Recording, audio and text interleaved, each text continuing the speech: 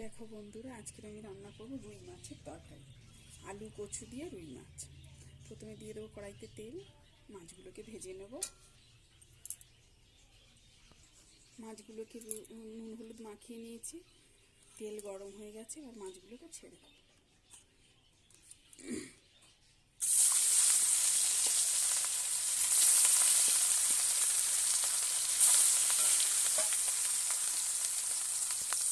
মাছগুলোকে উল্টে দেবো।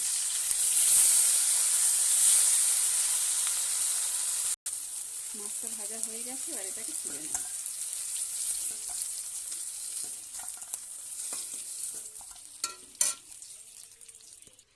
দিয়ে দেবো তেজপাতা, 5 ফোঁটন, পেঁয়াজ, দিয়ে দেবো আলু আর কচু, কয়েকটা কাঁচা টমেটো, কয়েকটা কাঁচা লঙ্কা,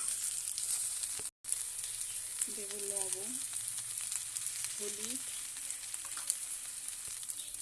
জিরের গুঁড়ো।